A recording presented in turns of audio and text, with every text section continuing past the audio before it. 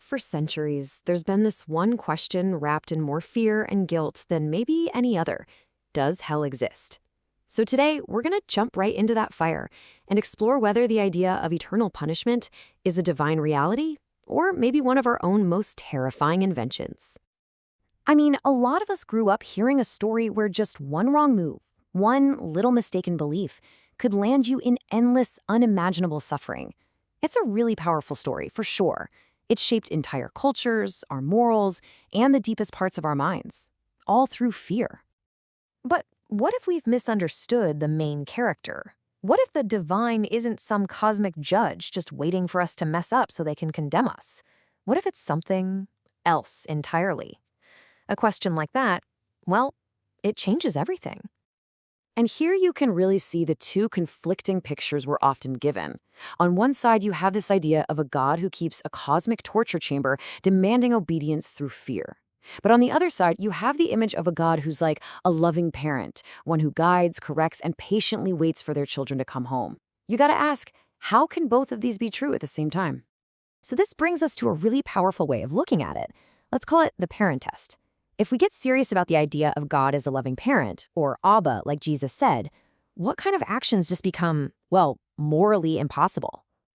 Take someone like Dolores Cannon. She was a hypnotherapist who spent decades exploring this stuff. And she put it so simply. A real parent, a loving parent, they just don't design eternal suffering as a solution. Sure, they might let a kid learn a tough lesson, but the goal is always, always growth. Never just endless punishment. And then you've got the theologian George MacDonald, who took it even a step further. He basically said, look, if any teaching makes God seem less loving than the best human mother you can possibly imagine, then that teaching has to be false. For him, a God who would choose endless torment over healing isn't a father. That's a monster. And Neil Donald Walsh, wow, he just lays it out there, crystal clear. A parent who says, love me or I will burn you forever, that isn't a parent, that's an abuser.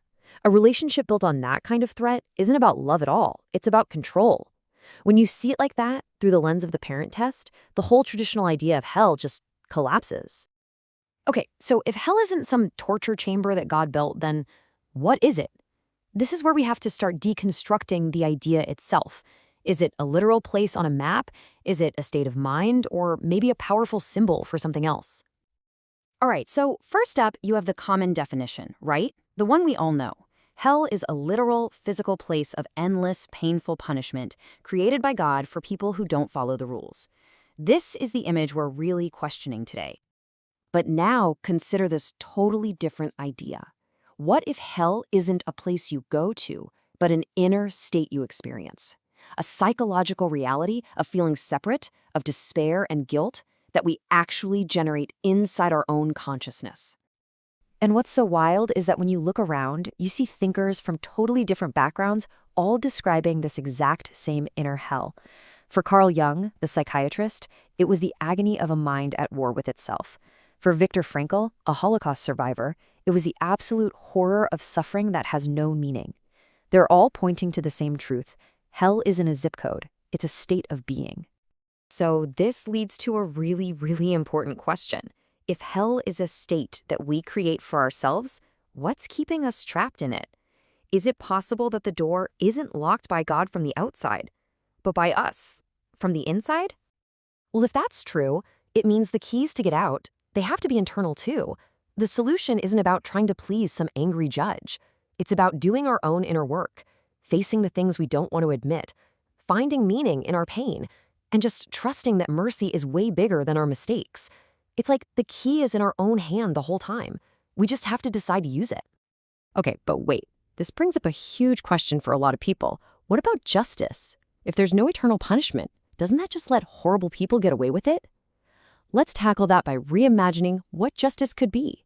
What if it's not about revenge, but about healing? So you've got these two totally different models. Retributive justice, on one hand, is all about inflicting pain, satisfying anger. It's focused on revenge. But restorative justice, that's about repairing the damage and healing the soul. Its focus is on truth, on empathy, and on transformation. Now, which one sounds more like something a loving parent would choose? So what might that actually look like? Well, a lot of people who've studied near-death experiences talk about a pretty consistent pattern. It starts with having to face the complete, unvarnished truth of your actions. No more denial. Then comes something called a life review, where you don't just see the pain you caused, you feel it, creating this profound empathy. The point isn't to crush you, it's to teach you, so that you can make amends and in the end rejoin the whole, healed and transformed. And this isn't just some abstract theory about the afterlife. This way of thinking has huge practical implications for how we live our lives right here, right now. It's basically a map for finding our own way home out of the little hells we sometimes create for ourselves. So the big takeaway here is you don't have to wait. We can practice finding our way home every single day. We do it when we're honest with ourselves instead of just blaming other people. We do it when we choose to find purpose in our struggles.